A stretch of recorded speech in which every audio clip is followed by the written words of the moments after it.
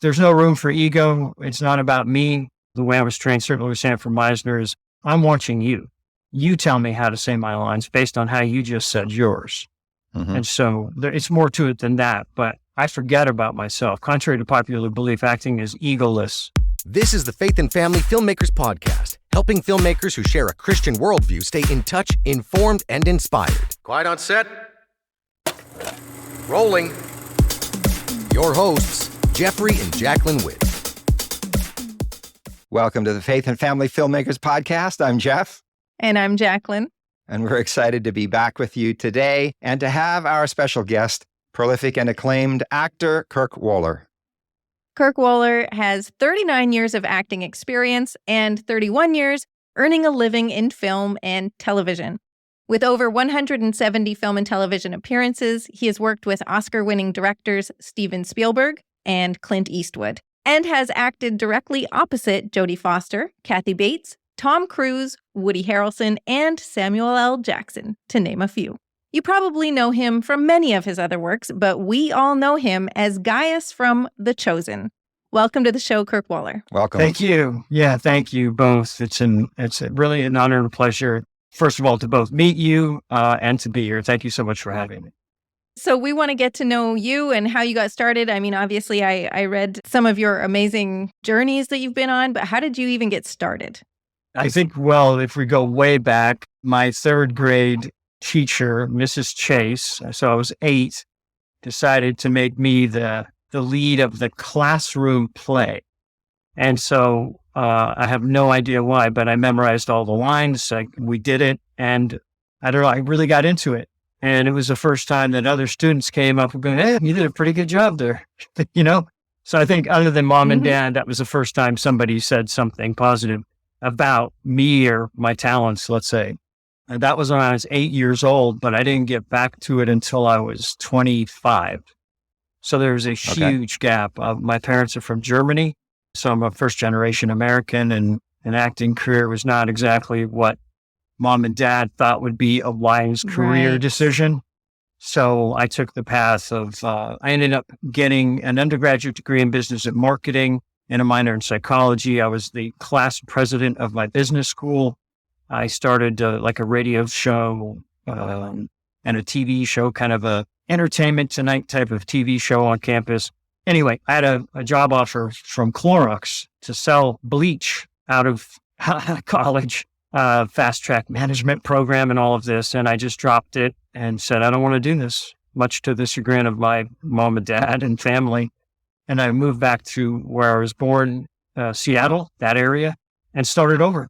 And at 25, started taking dance classes, got a private teacher for a while, Pat French, whose husband was a big radio personality in Seattle at the time, but she was teaching. So I started there, did everything I could, dancing. I was in a movement company, auditioning. I was a hand model for a while, believe it or not. My hands. Wow.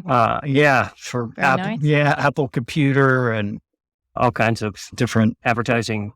And then I went to North Seattle Community College, and a woman there named Diane Hostetler started to put me in her plays. And then after a couple of years, a year and a half, she said, "You got to audition for the URDAs."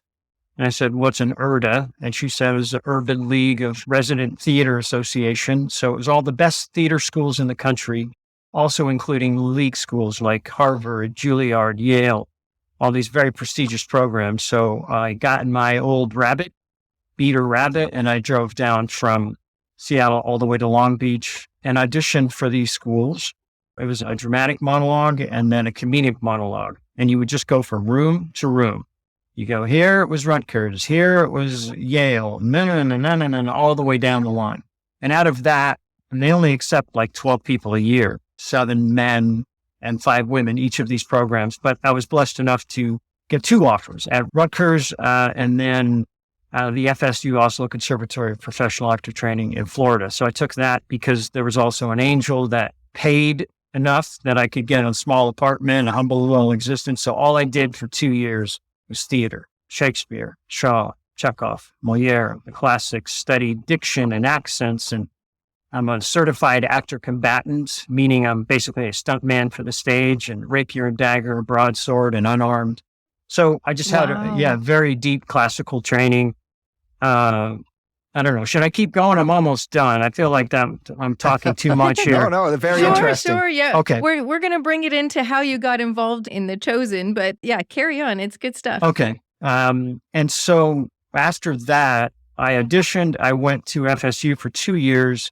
After I finished that graduate program, I moved back to Seattle. And then, have you guys ever heard of Sanford Meisner? The Meisner technique? That's correct. Yes. Yep. Yeah. Good job. Certainly. Good job. Yeah. I ended up being invited to train with him here in Los Angeles. It was a 1-month intensive. He's one of the greatest acting teachers in the last 100 years. It was a group theater out of New York City. And all these people went to meet Konstantin Stanislavski. For those of you out there who are aspiring to be actors, read Konstantin Stanislavski. He's got a number of different books, but he was doing something revolutionary. It used to be like all this big acting, and the acting we know today, basically, he's the grandfather of it all. So all these people went to Paris, and 4 different main schools of thought were derived from their time with Konstantin Stanislavski. And he was in Moscow Art Theater, and that was also, as a big sort of movement in naturalism. And Chekhov was also part of that, Anton Chekhov. So it was Lee Strasberg, Uta Hagen, Stella Adler, and Sanford Meisner. So all the greatest actors that you know, from Brando to Robert Duvall to anybody you can think of, all the big stars, James Dean, they all trained with one of those people. Uh-huh. So I was really grateful and very excited to train with Sanford Meisner because he's trained some of my favorite actors of all time, Robert Duvall. The list goes on. It's a huge list of wonderful actors. So I did the month intensive and he liked me enough. He said, I want you to continue training with me. So I trained with him for 5 years up until his death. And then we also created the Sanford Meisner Center for the Arts, and we were doing theater here in Los Angeles and winning Theater Picks of the Week.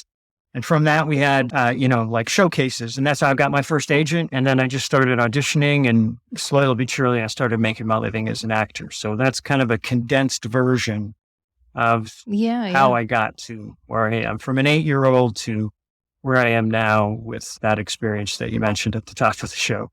But it's been a long journey, a lot of hard work. Sounds like it. Did your transition to screen happen during some of that time that you were training with Meisner, or was it after then? It was, Tell us about that. Yeah, it's kind of simultaneous. My roots are in theater, of course.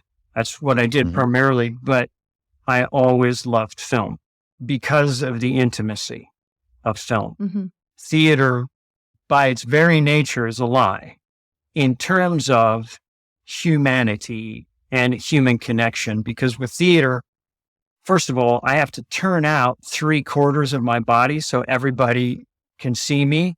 But if I'm talking to a person normally, I'm doing this. I can't do that on stage. So that right there is the first quote unquote non-truth of regular life, right? The next thing is I've got this beautiful elderly couple way in the back. So I have to project my voice so they can hear, how are you today? That's right. And that's the second non-truth. So I've always been attracted to the intimacy of film and always wanted to do film. But the training and the approach, it's very similar. It's just one is more presentational where the other is more behavioral. So I always wanted to do film. But when I researched all these people, from Robert Duvall and, all these actors, I could break out a list, but that Sandy trained, they all started in the theater. So I said, that's what I need to do, because it's a grounding force. And the one thing I always told myself as well is my goal is to be so good that I can't be ignored. It wasn't about fame or fortune. It was about being really good at what I did. And so I have spent, since I was 25 till now, I get up every day to perfect that. And I keep it really real and humble.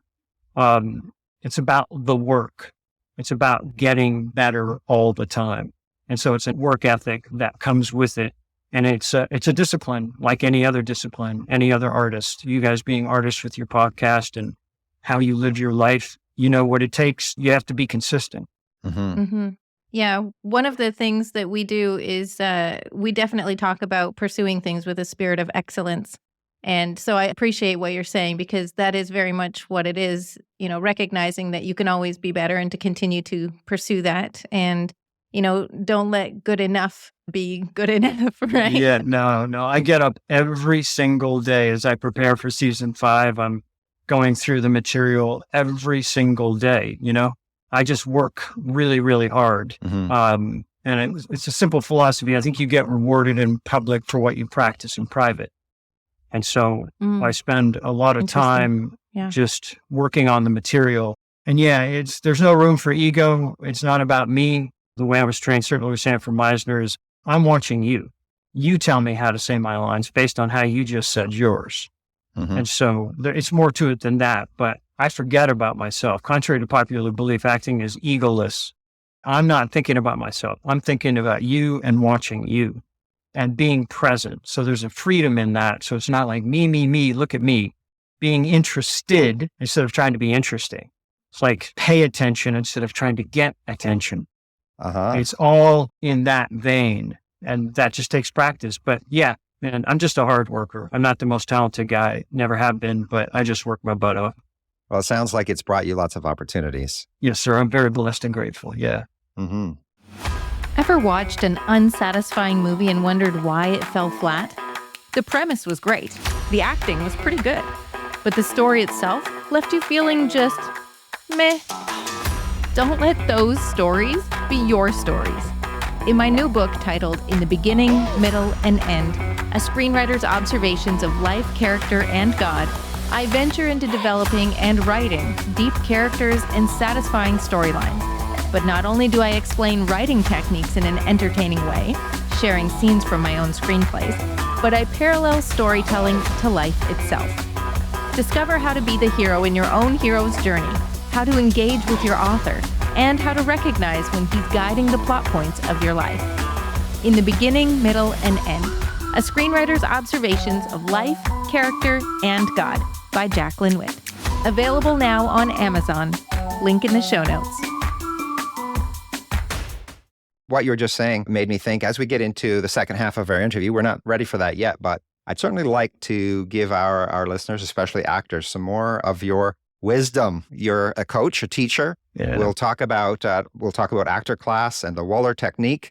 Why don't you go ahead and tell us a little bit about that now? But we'd like to get into some advice, some tips, those types of things that will help other actors along in their careers as we get into the second half of our interview. But right now, tell us about your classes, workshops, and the programs that you have. Yeah, I started this about 4 years ago, never intended to mentor. In 2019, I had this great idea of online acting classes. I'm telling no one was doing it. And in 2019, no one. Well, that wasn't very long ago. No, it wasn't. And I was like, this is a really good idea using my business background. Like, what did Bezos do? Jeff Bezos, Amazon. People have been making stuff and buying stuff, but he got it to my door in 2 days. He mastered fulfillment. That's his genius. Uber. People needed a ride. People wanted a ride. He just made an app. So I thought, I'm going to create actor class with a K, an homage to my German heritage, actor class, Klasse. And I'm going to create a platform where all these amazing working actor friends of mine who are classically trained like me, I hook them up with people who want to be well-trained actors in a mentorship style one-on-one. So that was my idea in 2019. 2020, I opened the doors, and then 2 months later, COVID hit. And every acting teacher on planet Earth was now teaching online. Yeah. So there went my innovative idea, but slowly but surely, I never intended to mentor, but I started to mentor. Dallas Jenkins, the creator and director of The Chosen, made a lovely post, and some people responded, and I was going to hook them up with somebody else, and they said, no, we want to train with you. And I wasn't even in the headspace for that, but I had friends who were and had done it. That's when I was trying to connect. Anyway, I ended up doing it, and I've been doing it now for almost 4 years, and I absolutely love it. I love passing along the craft of acting. There is nothing on planet Earth that I enjoy more, and that time, literally, there is no such thing as time. There's only 2 things that do that for me, seriously, is when I'm working as an actor and when I'm working with my students. 2 hours feels like 5 minutes. And there's nothing else on earth that involves me to that capacity. So I love it just as much as I love the craft of acting. And I think it's important too to pass this stuff along in the right way, because I trained with Sanford Meisner directly. And there's a lot of people that claim to know the Meisner technique and they really don't. And that personally bothers me, of course. So there's only one person between the great Sanford Meisner and you, for example, and that's me. So all these other people hear something and then they become the masters of whatever community they're in. And it's a shame. Where can people find your classes if they're like saying, hey, I want to see what this is about and, I want in? Where can they find you? There's two sources. The first is actorclass.com, and that's with a K, actor, like you know it, and then class, instead of a C, it's spelled with a K.com. There you will find, I have this monthly mentorship. I have a group mentor once a month, actors, writers, directors, everybody from the industry, and I interview them for about 45 minutes to an hour, and then we open it up for questions. I have casting directors. I've had some really big names, certainly also in the Christian world and beyond, and it's $15 a month. It's nothing. It's $15 to hear from masters at what they're doing. There's that part of it, and then for more specifics about what I do as a mentor, you would go to thewollertechnique.com, and maybe you guys will post that, or do I need to spell it? Or yeah, we'll post the links cool. for sure. And there you'll find out more about me and about my approach to the craft. And then, so I teach 1-on-1 or 2-on-1. And in approximately 28 sessions, I will give you a craft of acting that's reliable, that's dependable, that works. It's not hearsay. I continue to make my living as an actor. I know what it takes to be on set and how all of that works, and I pass along everything I know. And so you'll have a technique in about 28 of these 1-on-1 or 2-on-1 sessions, but then you got to get up every day and perfect that. And I've spent the rest of my life doing that. So I really shortcut it for people. I made a lot of mistakes along the way, and we can get into some of the mistakes I made in the second half. But those are the two things. If you want to just start with the $15 thing, it's priceless. Like this Saturday, I have my manager who has represented me for 23 years. And so like anybody that wants to get an agent, hear from a guy that's been doing it for more than 23 years. This guy's amazing. Like that's priceless. I wish there was something like this when I was starting out. Yeah, exactly. Somebody could just tell it like it is. Just tell me what to do. When I started, it was like, just give me the book. How do I act? Just tell me what to do and I will do it. I wish it was that simple. Yeah, it's incredibly valuable. The film industry seems like such a mysterious thing for so many people. And it definitely seemed for a long time that it was mysterious, that, breaking into it was kind of like there was a way to do it, but nobody would tell you. Yeah. And now I think people are breaking down those walls and saying, no, I'm going to hand my hand to you and I'm going to pull you up. I'm going to show you how to do this. So extremely valuable. Let me ask you, with regards to your Woller technique, the 28 sessions, are you primarily able to help people who have some experience and training already, or would it be a good start for people wanting to start from scratch? I prefer people who are starting from scratch. Okay. Because the problem with the craft of acting and bad teachers, mentors, is they're going to teach you bad habits.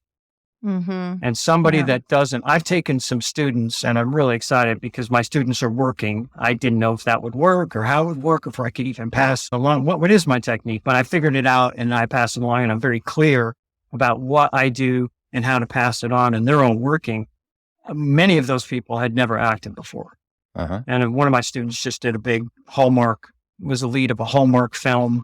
But I can take somebody that has a technique, whatever that is, and help them break certain habits that keep them from being truthful under imaginary circumstances. So I take the wide range. I don't typically train anybody who's under 18, but I think my oldest student is 72. 72 or 70, maybe even older. Amazing character actor. He's been doing it a while, but wanted to hone in and be more specific for film and television. He's done a lot of theater. It's the wide range. So new people, existing people. My goal is simple.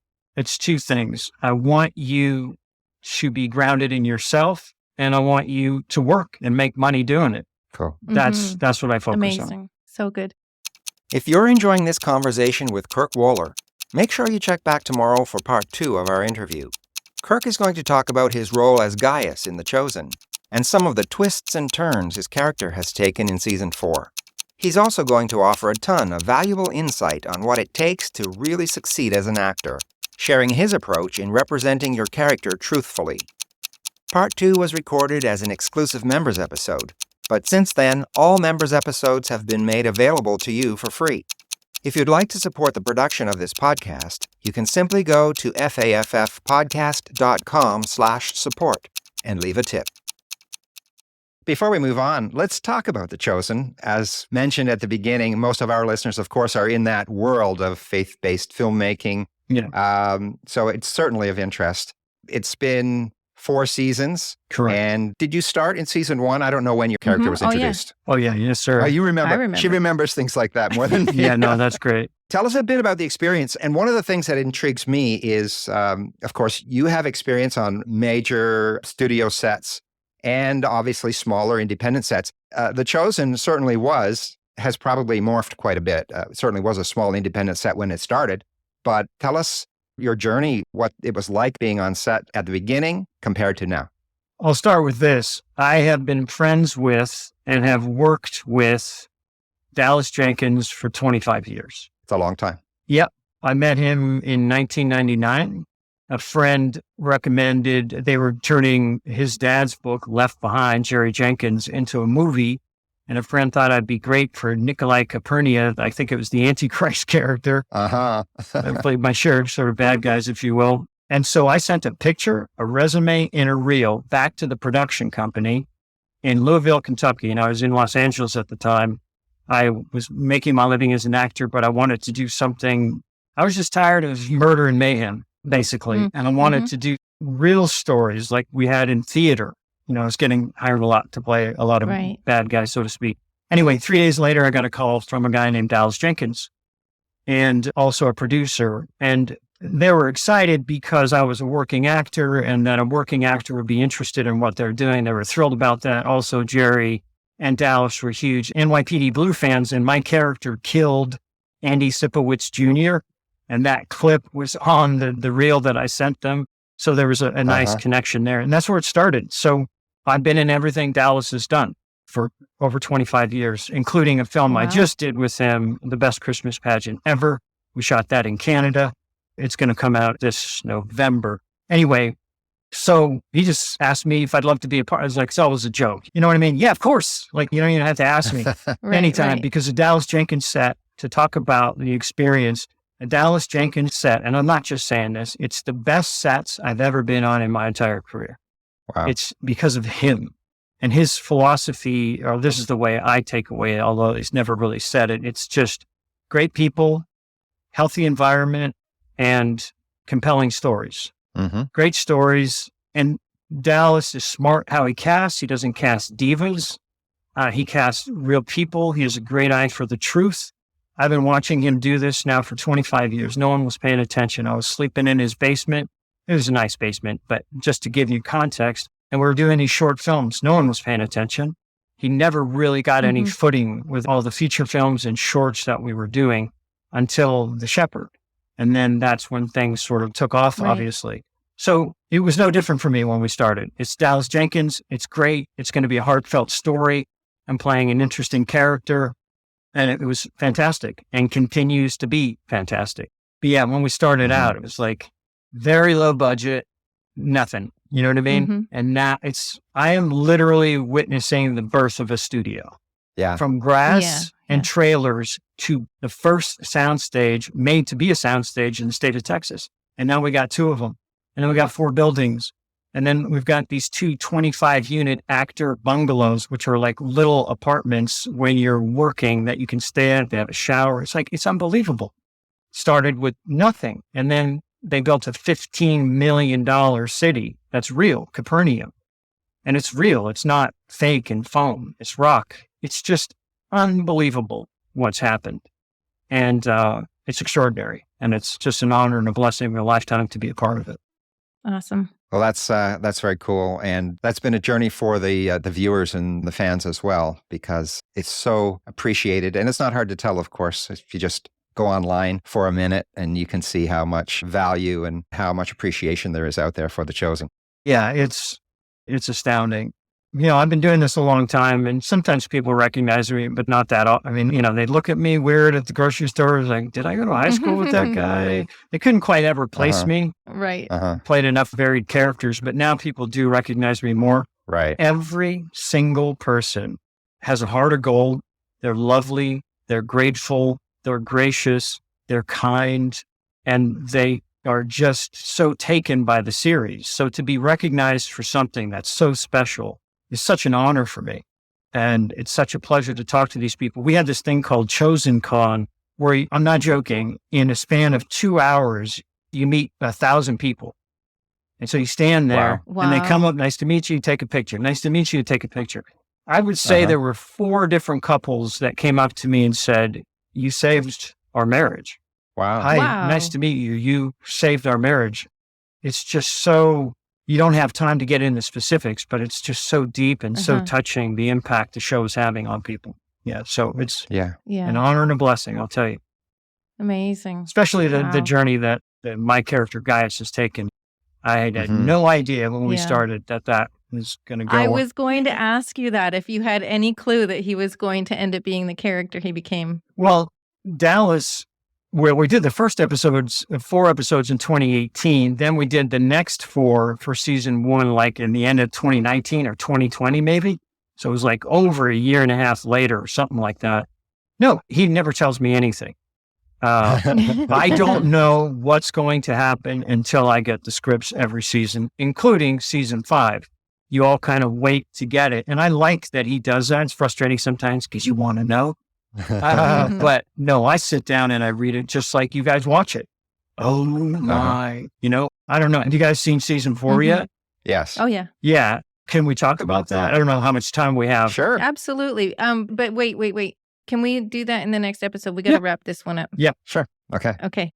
Well, it's been so good hearing all of that. And you know what? In the next episode, we're going to talk more about acting. We're going to go deeper into your technique and some things that can be helpful to other actors. But also, I want to go a little further with The Chosen as well. Okay. Because we're kind of heading into some things there that were very interesting. And so we'll just take this opportunity to thank you. Thank you so much for your time and for sharing with us today. It's been very enjoyable and so great to meet you. Likewise. Thank you guys both for having me. You're both so lovely. Grateful to be here. Blessed. Thank you. God bless. Thanks for listening to the Faith and Family Filmmakers podcast. If you would like email reminders about newly released episodes and more, please sign up at faffpodcast.com/email. That's faffpodcast.com/email. Bringing filmmakers together for faith and family. That's a wrap.